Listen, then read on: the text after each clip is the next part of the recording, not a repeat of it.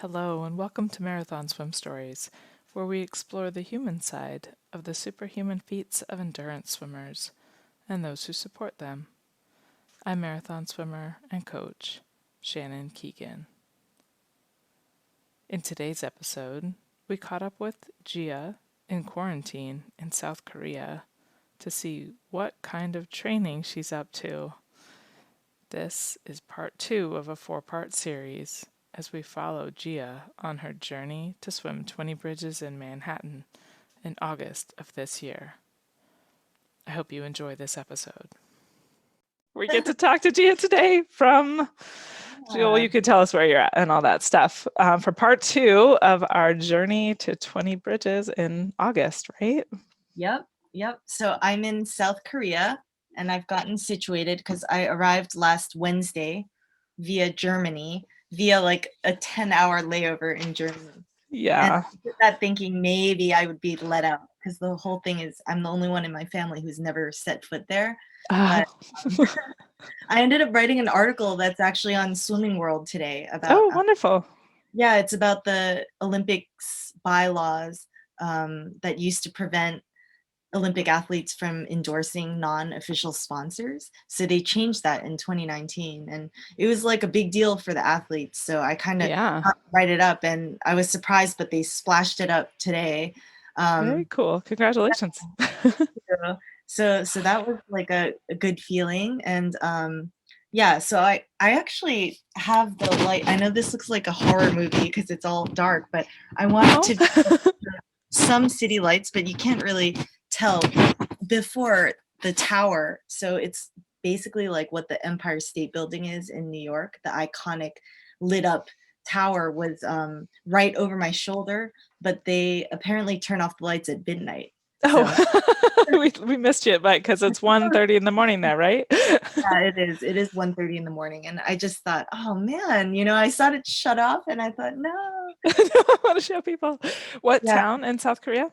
So this is near Itaewon, but it's in a place called Yongsan-gu, and it's actually where the U.S. Army base was and still is. So it's been there for a while. I think there's still 28,000 troops in Korea from the U.S. and I'm not sure that they're all around here, but this is sort of like the center. And because it's so hilly, it's still old Korea. It feels there are still small houses instead of huge apartment complexes, and just these. It's like I described it as Venice up in the mountains. Like it's this weird, cool place with lots of nooks and crannies. Not that I've been out very much, but they have Right. Yeah. So how long's your quarantine? What's it like? so it's a 2-week quarantine and it's pretty strict. I'm lucky because I went through all this preparation to make sure I could choose where I wanted to go. And it has an open rooftop. So I can go outside. And finally, over the weekend, when I finally got a sense of what day it was and slept after 40 hours, because I'm not good at sleeping in transit. And on the plane, I'm like, I'm going to get my money's worth. So I'll watch 5 movies. And so but I started doing stairs, something I never thought I'd do, but they have 2 stories of rather steep stairs with a great view. So I looked up on YouTube. You can learn everything Of course. and this gorgeous woman was just like, oh, do these things. And I said, okay, I will. So you're doing stairs for your cross training, yeah. Yeah, I mean, the thing with me, so I know that a lot of people, if they don't work out, they feel like, oh my gosh, I'm in a cage, let me out. Unfortunately, I get used to it and I continue melting into the chair and I'm just fine. And so then I thought, oh my God, like it's also the all or nothing mentality, feeling like, well, I'm just gonna get through this and then I'm gonna go swim every day in the ocean, which I will. But then I thought, something is definitely better than nothing. Why don't I try Yes. first standing up and like going outside? And I mean, I got incredibly out of shape, but thank you for the Pilates for sports site because I did log on to that and I got onto the 28-day trial. I did not upload a before photo. I was like, I regret this. Maybe I'll do an after photo if I see result, and then I'll do it. I don't know. And then someone started messaging me named Noeline O'Shea, and I Nolly Knowles, she goes by. Yeah, Mhm. yeah. Yeah, and then so I thought, "Oh, this is how, accountability works. Because then Yes. I already felt attached. It's this Yeah. nice person, like an actual human being writing to me, and I thought, "Oh my gosh." So, I've tried Pilates before in my life, and one of the things that really always gets to me is, the roll up. Mm-hmm. It's this main move of Yeah, this workout that I cannot do it. And it's you just lie down and you're supposed to curl up your yeah, back. just like But little for bit, those one of you vertebrae at a time. Yeah. who've seen me, I have this flat, long back and I'm shaped like a squid. I have a long torso with short legs and I cannot. Even if I had to, my sister and I talk about this. We think of weird things like, what if, just like in the movies, we're dangling from a cliff and the only way we can save our lives is to sit up, to just sit up. And we thought we can't do it. You can't do it. That's how I feel when it gets Uh, to that. So this time I was like, "You know what? It's okay. I'm just gonna skip it. Oh my god." Like, I'll just skip it. So it helped me to I just did what I could mhm. instead of just thinking, "Oh, I'm never gonna do this," or I may try to, like, work up to it, but it wasn't happening, so and then I also did yoga, and so stairs, yoga, and I even did abs, which, Michelle Walters, who's not here right now, she's an amazing DC swimmer, but at the start of quarantine, I think it's such a swimmerly thing to do, but she said, "Hey, you wanna join our ab group? We're not doing anything but abs, like, screw everything else, it's just all of it right here." And so I said, "Okay," and it was pretty basic, but it's really, like, torturous. It's a couple of minutes of each thing, but when you do something long enough, you're just like, Yeah. "Oh my gosh." It's a lot. So I did all those things, yesterday, and the day before I had done the Pilates and yoga and the stairs. So now I have to keep it up. Um, I somehow flipped myself around so that I was on the regular time here. So essentially, yesterday, I think I slept like 2 hours. It felt really like a nap, but I still have energy. And I think it's because I slept normal nights over the weekend. But Mm. the real challenge is to keep it up tomorrow or at the end of today for all of you. Like when to not make up excuses and be like, oh no, now I need to sleep because I'm not even going to sleep. Like, Wait, so I when are know you're gonna have to sleep at some point. So when what happens is I sleep when I get to this point where I've just been awake too long. Because what Mm. happens when the sun comes up, instead of I'm not so much somebody who's like, oh, when the sun naturally comes up, I wake up biologically or whatever, but I can see things. Everything Yeah. from like the soccer field where kids are having their end of the year photos to some hot guys on the roof with their shirts off to like people sweeping the streets and the trash people, and I just wanna watch. Watch. Mm. Yeah, and I don't wanna go to bed, so that's kind of an issue I've been having, but it'll just take care of itself, and, I'm trying not to worry about, "Oh my gosh, like, what is this gonna do to my swimming?" Because I The feel like, training, as far as I can tell. yeah, have you heard of, vine torture? I was looking that up, but, like, where you Mm-mm. for wine growers, Mm. they'll just purposely put the Oh, plants stress the plants, rocking, yeah. yeah, stress them out, and then We do they'll that out here. slowly We get don't have water, that's why. Or greater rain. fruit.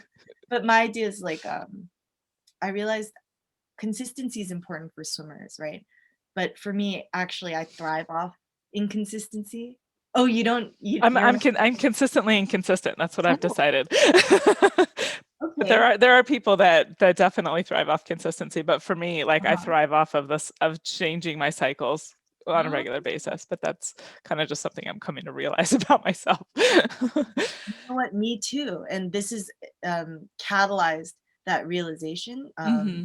Because I usually get into a groove in the summers back when the New York City pools were open for lap swimming. And so one would think that's when I'm at my best, when I'm just doing the same thing every day. Like to some extent, that's true. But overall, just mentally, the thought of just doing the same thing every day actually doesn't necessarily, especially dry land workouts and training Mm. that kind of stuff. and also sleeping, eating.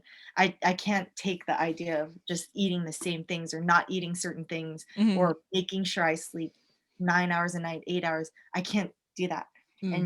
And that's why I think it's such an interesting counterpoint with Janine, because when I stayed with her in Mm. South Carolina, I Uh, did more swimming than I had the whole year before. And it was so cool to just see how she does things. yeah. So she has variety built in too. But at the end, I realized how important sleep is to her, how she just is devoted to making sure she gets that sleep. So Interesting. I Yeah. kind of screwed her up because she got maybe 6 or 7 hours instead of 8 or 9. And I felt that I was just like, oh my gosh, this really, is important. It's the thing she's found. Well, yeah, for her, I've heard that. Yeah, and I've heard some varying people say that when you get older, that like you need the recovery sleep. Um, Mhm. but I get for me, I get a backlog. Like I don't know if it's because I had kids and stuff, but I'll get if I sleep really well a couple nights in a row, I have to stay up until like midnight because I get like a backlog of sleep. I'm like, okay, now I'm ready to. That's I don't what know. happened It's to me yeah, here. yeah. I've Mhm. I've never been able to sleep consistently for 8 hours. I don't know. I still can't. Well, Yeah. when I like my kids come in the middle of the night, so I don't. There's no like like solid night sleep for me ever. But anyway, I don't. Yeah, I think Mhm. it's different strokes for different folks. Is my whole thing with all of us. Our backlog of sleep is exactly, yeah, how it feels. It Well, just tell us a little bit about well, okay, first of all, how far into your quarantine are you? okay, so I think 5 days into it because June 2nd is when I pop out. Okay. Yeah. Uh, And you've started the dry land in the last 2 days. So if you're up we to be day three? honest, it took me 3 days because Well, you I had went. to catch up on your sleep, yeah. I think, going into overnight work, I was almost a little cavalier about it because it wasn't easy. I didn't think it would be so easy, but it was a little harder than I expected because sometimes I was just like, "Ooh," and I could actually feel my brain grinding to a halt. It was scary. I just was like, "Oh my gosh." And but then also I didn't figure out coffee here for a while because Oh no. Korea, I think they have a lot of cafes and stuff, but my mother actually bought me these bags and I didn't realize you had to open them. So I was just dunking them and I'd leave them in for a while and then reboil the water and it was still watery. And then the owner told me, "Oh, in Korea, that's how we like our coffee. We call it an Americano." Oh god, an Americano is like just a splash of water on top of espresso, not water on top of watery coffee. I didn't say that, I just thought, "Oh, what am I gonna do?" And then today I figured it out, so maybe that made some difference, but like I said, I was halfway through and then I got a tall German beer from the where did it go? Here it is. From the owner, you said? So what's the Yeah, place you're staying at? Is it I'm staying at a place called, Photo Park Guest House, and this place is interesting 'cause, the owner used to be a KBS photographer, which would be like CBS or NBC, and, so he was just showing me photos of all these Korean celebrities. And I thought, "Wow, they really are good looking," 'cause it was just kind of like just casual photos, not planned out, and, Mm. it was kinda shocking, but he did that and then he semi-retired and decided he wanted to do this, and this is like a big towering house, and he has a lot of long-term people staying, but I haven't seen many of them, and, it's just, interesting the lifestyle he's chosen because it's gotta be a lot of work to maintain Hmm. a house like Hmm. this and deal with guests, and, he goes out of his way to help people get oriented, so, um Do you have to you said you can go up to the rooftop, but you can't leave your building?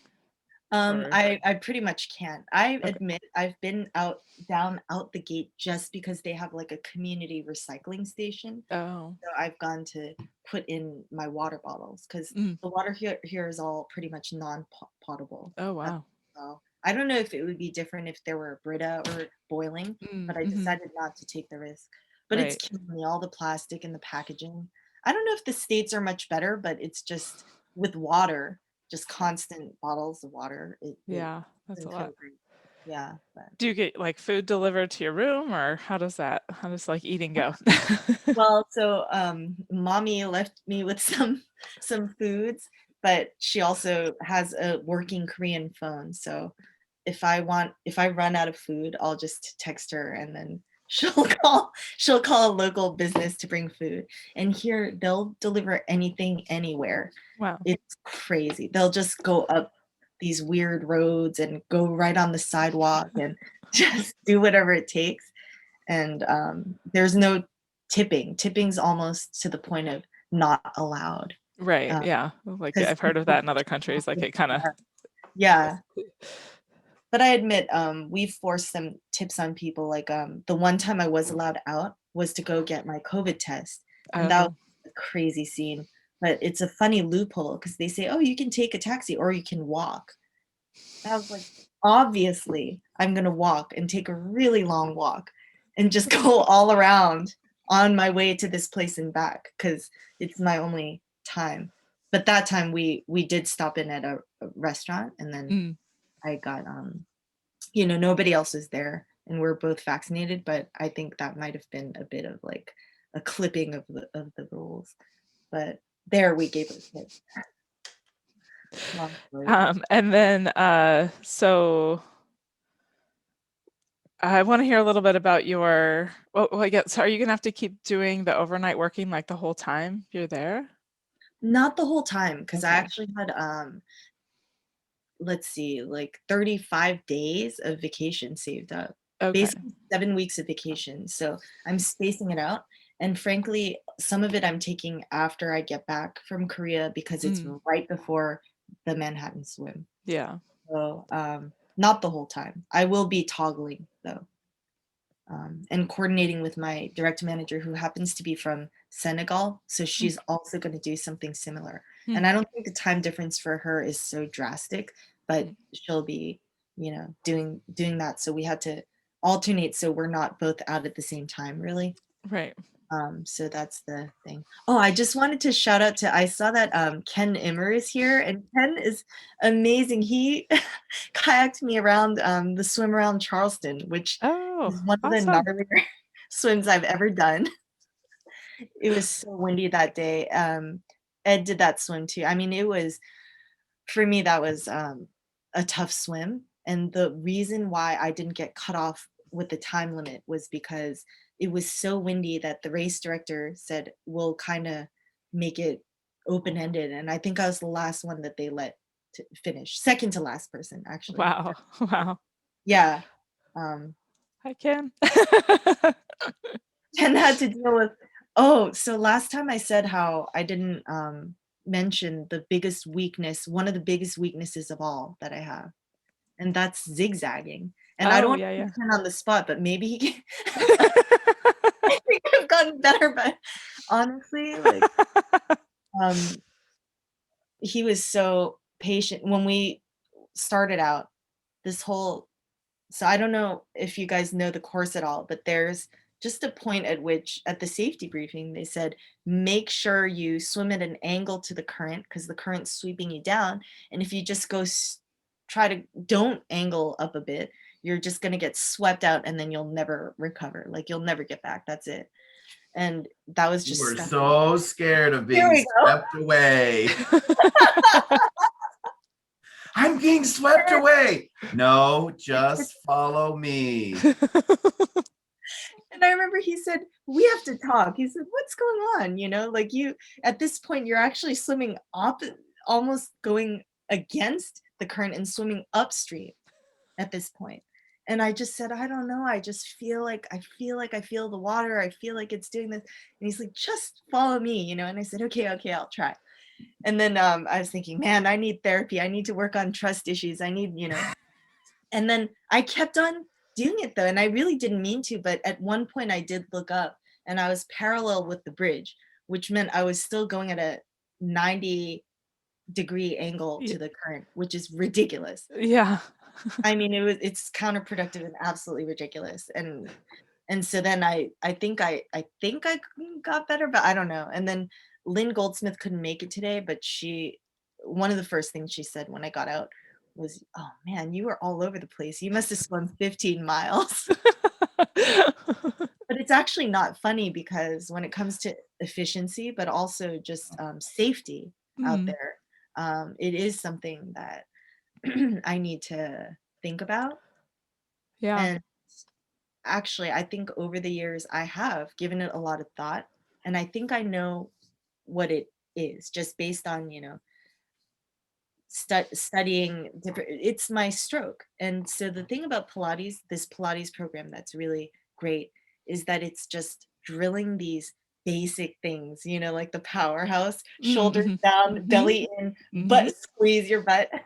But Yep. it's also talking about evenness. Evenness is Hmm. something I'm absolutely obsessed with, to the Yeah. point I try to use my left hand more just because it philosophically started bothering me as I got Mm. older. Like, how could you're just using one side? But Right. also my left arm is kind of like weird. It's crunchy, and I'm fearful. I don't extend the same way on my Right. left side that I do with my right. And Yeah. I'm pretty sure that's why I do pull right, then I overcorrect. So Oh, it's yeah. just like with sailing where you don't need to like turn the whole rudder, and I do that, right? Like I'll see myself drifting, then I'll be like, ugh, like, Right. and I have to be a little more understand body awareness of Yes. how That's much. what I really like, how the Pilates brings that awareness just to little parts of your body. And we need that balance, for swimming. If you're a basketball player, and you always throw, like that's one thing, and they got to deal with that. But as swimmers, you're bilaterally moving your body through the water. So I think that balance is critical. Mhm. But what have you uncovered with your trust issues with kayakers, and how are you going to continue to work on that? How will that be for Manhattan? What will that be like? I'm not sure. And who isn't here today is Terry O'Malley, who is actually going to be my kayaker. Originally, it was going to be Richard Clifford, but he has some engagements right before that, and so we both decided, and Terry's like an amazingly experienced kayaker, especially with this course. And he actually got Lynn Goldsmith around, along with countless other people from around the world. So I'm really, grateful and honored, just as I am grateful and honored that Ed would be my one crew member for like 10 hours. But I think he said just maintain the same distance between yourself and the kayak, Mm-hmm. and that works if it does take trust, right? Because I can't get these other ideas on land. I can say, of course I'll trust the kayaker, they're the one who's above water and can see.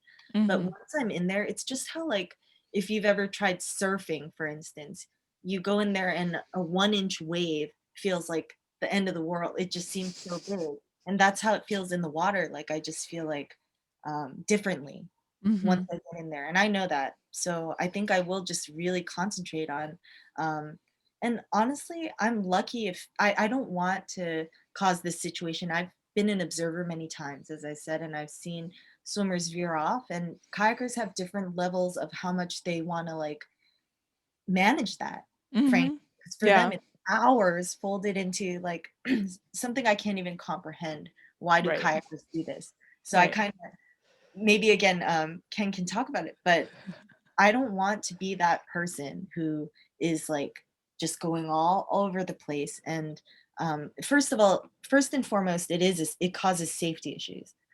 But the second reason really is like, gotta give them a break. They're coming along on this journey, and I've seen some of them throw up their hands and be like, it's not my responsibility. How much more can I do? Right? Because Mm. they're on the best course, and Right. they can't constantly be screaming themselves hoarse, getting the person back.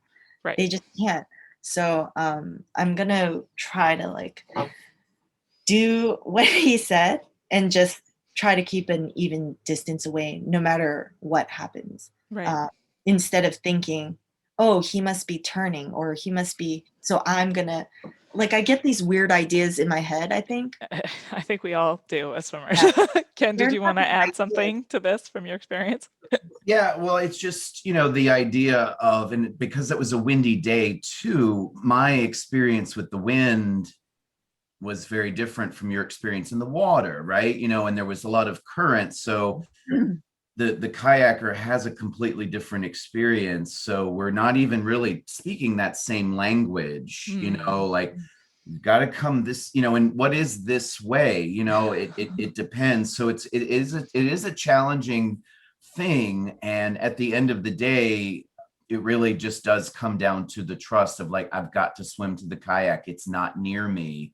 And as a kayaker, you have to know your course a bit and know like, okay, I could go get her and bring her back, or if I go get her, that's really going to make it worse. Right.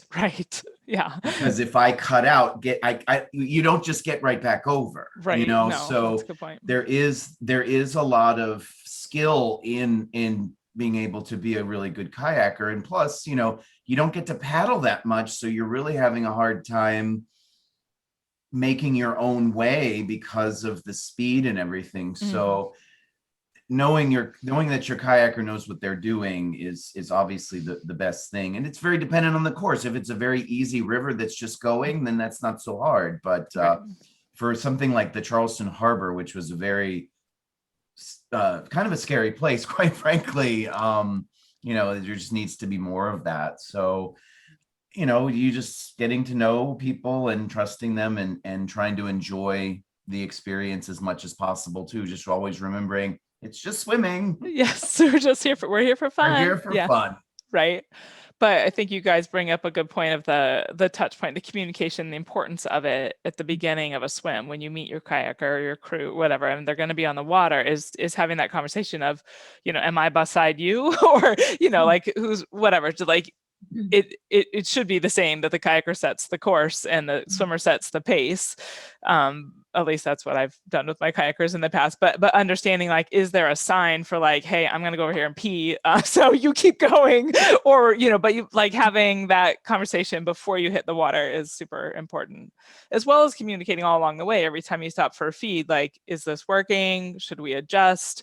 You're coming off course, you're going off course, like having that open dialogue is critical to marathon swimming. Yeah, it is important. And then that has to be balanced with, there's this terror, especially for a slower swimmer, of stopping for too long. Plus, I'm a slow eater, which is why I'm going to drink most of my foods. I'm going to drink like strawberry Ensure and Tailwind and have goos. Goo will probably be the most solid thing that I have, because otherwise it'll just take me time. And one of the first things I did actually learn was to sort of just swim too. There's an element of that, but I think that does need to be balanced with some communication, because the first couple of times I had a kayak escort, I kept popping up and asking stuff, being like, definitely not how far away am I, but am I like just asking crap that doesn't just holds everybody up. Right. Yeah. Or if they would be talking to another kayaker, I would pop my head out and be like, what? And then I learned it had nothing to do with me and I should just keep swimming. And so I probably wasted a lot of time that way. And then so again, it's just like with the overcompensation, then I went to like nothing. And then it's finding that, figuring it out. It takes a little settling in, I think, for people coming from a pool, especially. And when you have a kayaker that you're not familiar with, or I don't know. I think, but it's just an important discussion piece. I'm glad we're talking about it, just because it's oft overlooked, I think. It should be brought up more, like we get the experiences of the swimmer. I'd like to talk to more kayakers. I need contact information and stuff, so I'm going to reach out to you, Gia, so you can give me some contact information, because I'd like to talk to more kayakers. Or Ken, you can send me message me your email, I'll contact you. Get some more marathon swim stories from the kayaker perspective. Tell us about, so you mentioned after the last time we chatted that you were actually doing some hiking and stuff going in, and then all of a sudden you went to South Carolina and did a bunch of swimming. So tell us a little bit about that, and then we'll talk about your plans going forward when you come out of quarantine, and then we'll get to talk to you again when you're mid swimming, getting ready to, at some point before you come back for your swim. The swimming was amazing because I sort of got the trickle down effects of Janine's plan. Training. It was so funny because at one point she said, I just realized my swim's just a few weeks off from yours. I was like, yeah. Then I said, but you are training for, a mammoth, not that 20 Bridges isn't, by the way. Right. So again, talking about this skewed perspective, all of these world-class swimmers are like, oh, that one's, I've even heard it said like, that's the easy one, or they don't mean it's just like, just a warm up, but the way they talk about it, and I'm like, no, this is going to be difficult. Hmm. It's going to be a huge swim for me. It will be a big deal.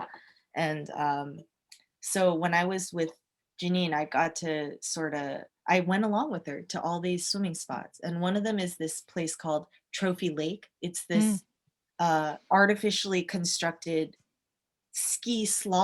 water ski slalom course. And it also has on land, they have like a disc golf course. It's this weird marriage of strange activities. And then they all have swimming. And so one loop around, and it's amazing. From far away, it looks kind of like the golf pond where you would never think of going. But then when you get closer, you see it's just crystal clear, and it's Oh, sort of wow. like a long natural lane or a loop. Hmm. And so one loop was basically what 1,000, yeah, 1,000 meters. And so I think I did five, and then and that was coming from almost nothing, but I won't say nothing because either before or after that I had swum, maybe Jennifer knows, at Brighton Beach. So once the water hit 49, I stayed in for like a while, for 45 minutes, and then I Yeah. just rallied for an hour. So I thought, oh, I got some swimming in, some actual swimming Hmm. before that. So it wasn't from nothing, Yeah. but I mean, 5K Yeah. basically was a lot. So for some reason on the fourth loop, I just felt like, oh, like this is too much.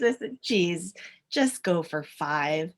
And so I did. And at that point, Janine and was kind of finishing her workout, but she had one more loop to go. And then I sort of half-assed the last loop. I didn't really do a loop. I just kind of floated and loosened up. So that was the big one. And then I never really I dislike these sets, but then I Mm. did one with her. So I did descending, what they call red mist.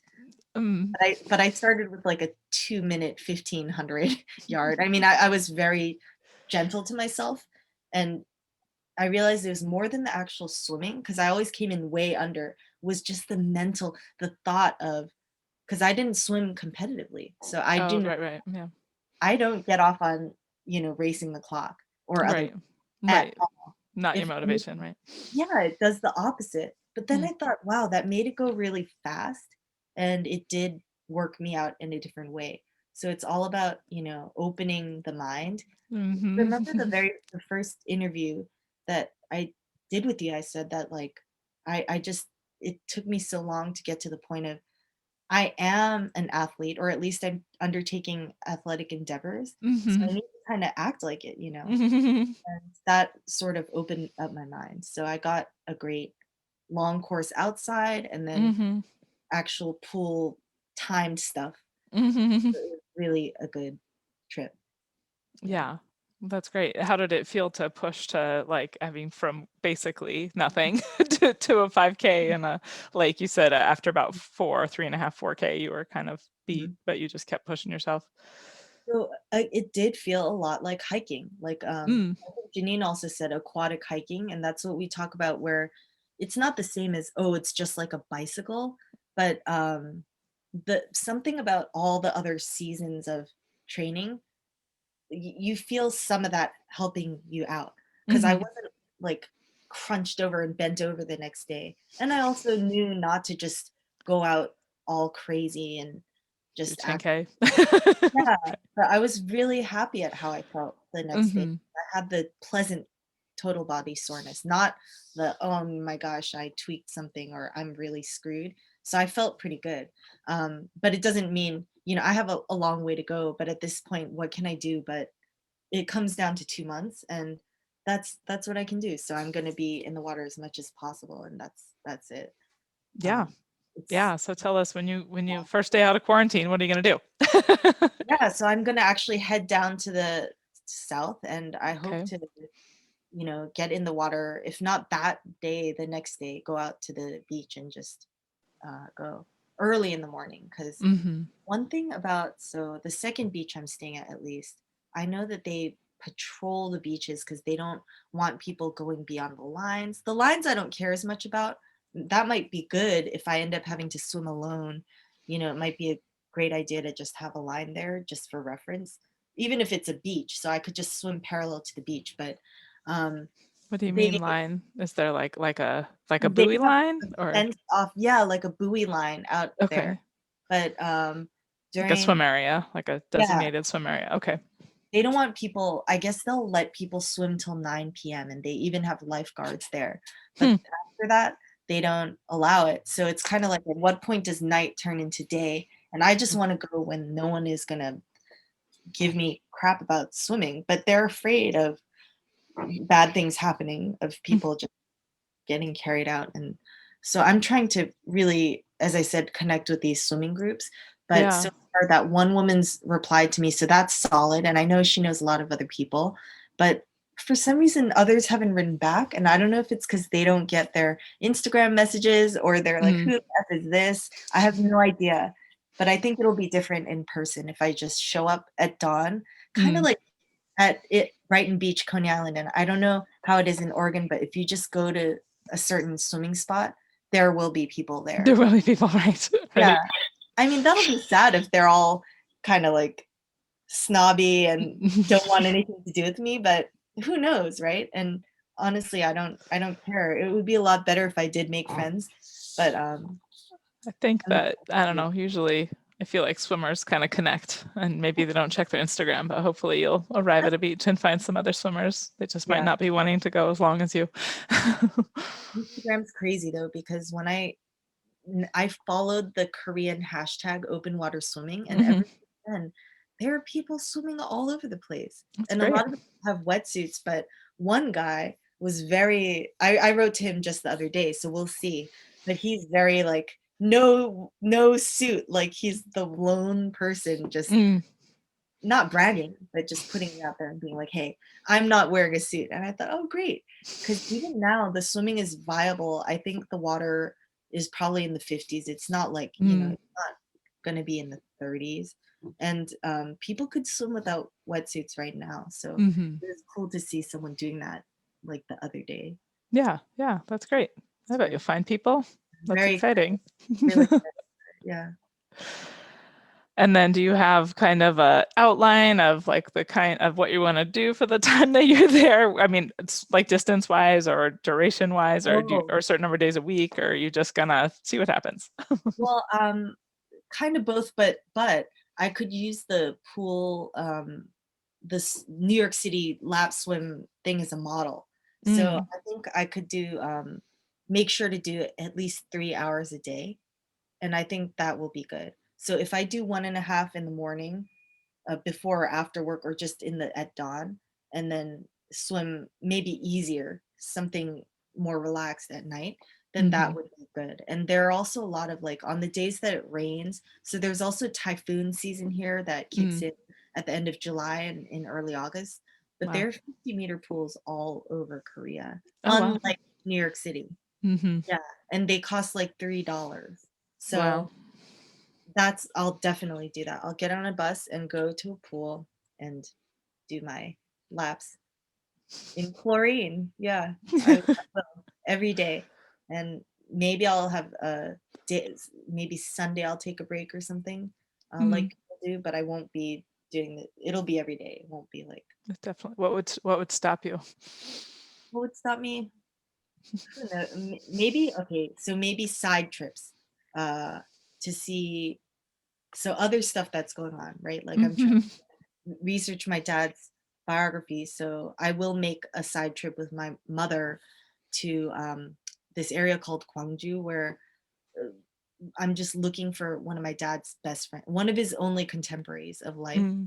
And it's just this big mystery because he was like a cartoonist for a newspaper, or Oh, wow. is, or was, and the staff knows it. So it's stuff like that. Or Mhm. Yeah. if I have to take a long day trip, because Korea is pretty small, you can still get to places in a couple of hours, but if it's just the whole day, but even so, if I come back, I should still be able to, unless I'm in a place with no ocean or no pool that's open at those hours. Like say I take a day trip, I should be able to come back and swim at sunset or How about you early. keep yourself accountable? Yeah. So, How and will you keep yourself accountable to the to how that? I have a spreadsheet that just has what I have to do each day. Okay. So I have work, but it's true. It's a concern. And it's funny because like with work, it's amazing. Like I have to do it. I have to. And I Mm-hmm. will at all Mm-hmm. costs. But then with swimming or physical things, like I said, if I don't get into a certain zone, my natural inclination is just to turn into a pile of crap and get used to it. It's terrible. And I don't know. But then when I build up, then I get into it. But yeah, I don't have that natural thing where I need to work out. I think Definitely not. I'm similar. And I always have work to do. I can always justify working versus going to swim. So Yeah. I wish you the best of luck. I'm curious if Ed has anything he wants to say. I Yeah, don't anybody have know questions? Now's a good time. but since you're on here, like anything about your concern, you're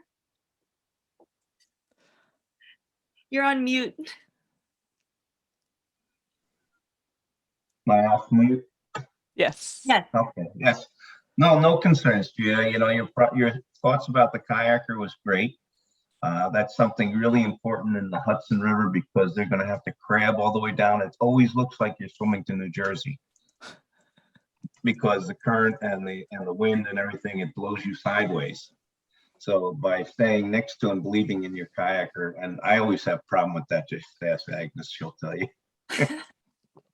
You know, one time in Zurich, I was like 200 yards away from her and she just sat there and was like, come on back. Yeah, you know, so believe in your kayaker is really important. The East River is not usually a problem. The whole race is in the Harlem River. It's just going to be dead water in August and you just have to swim it. You know, there's no getting around it. You just have to, you know, put your head down and swim.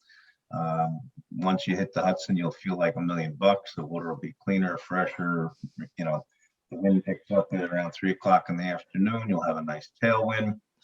It'll be rough, but you'll be moving at like 5 miles an hour when you get halfway down the Hudson. So, you know, it's a race that takes a lot out of you and then gives you something back at the end. If you You make it sound really fun, Ed.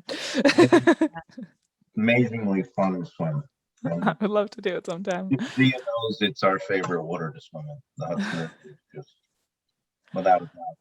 She has a mind of her own. You know, she gives and takes. You know, I've seen days where she has not embraced anybody, and everybody has a really difficult time. And then there are other days when you know you just get this at the end, a beautiful push by the river to get you back home. I look forward to it. You know, it's not going to be 10 hours, Gia. You'll do well. Yeah. Take care, everybody. It was nice to be on this. Nice. Thanks, Ed. Ed. Bye. Bye. Any other questions or anything for Gia while we have her? Or comments or suggestions or anything? That was really chatty.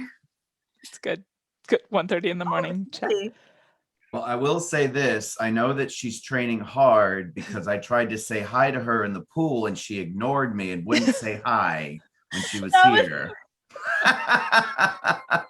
Oh yeah, I should mention when I was in South Carolina, we went to a place that Janine called the Dungeon.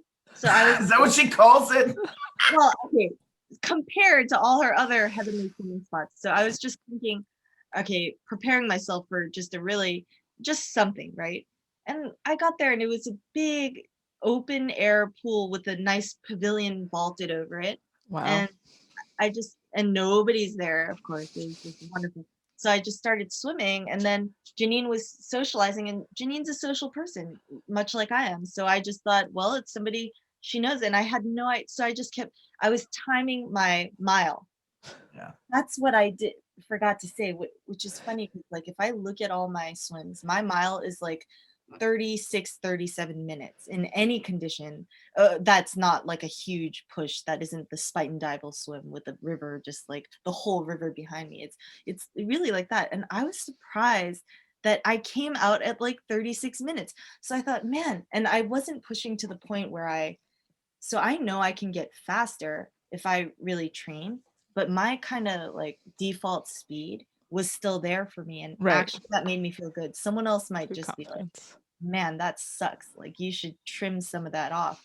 But for me, I thought, look, I haven't been, It's your baseline. Yeah, yeah, that's it's the good. baseline. And thank God it wasn't like 45 minutes because I know that earlier in the year, it was kind of like that. Because I did swim a couple of times in when I was staying with my mother, because there was a YMCA in my hometown, and we could reserve our own lane. So I would Mhm. have 50 minutes, and I felt like I could barely, get a mile done, and it was Mm. really kind of messing with my. I thought, oh my gosh, but then in the 50 meter, I was able to do that. So That's sorry, great. Ken, and I was so upset when I got out, and It's she was like, okay. no, it's I'm fine. just I'm I just giving you, didn't see but him. you were busy. You were getting your thing on. So that's good. That's what I you had got to no do. idea it was you. Delicious. She's We should have training more than some she's letting talk. on. Yeah. We want to Oh, see your spreadsheet at the end. I want to see it documented. yeah, you'll see a whole bunch of other stuff on that spreadsheet too. All the other stuff happening. But yeah. Yeah. Well, good luck, Gia. I know Yeah. you're gonna make it. It'll be great. Awesome. All right, you all. Thank you so much for coming today. I hope you enjoyed today's interview. Do you want to take Marathon Swim Stories with you? Subscribe on your favorite podcast provider. Want to connect with like-minded limit pushers? Join us for Marathon Swim Stories live on Tuesdays at 5:30 a.m. Pacific, 8:30 Eastern, 13:30 GMT. Thanks for watching.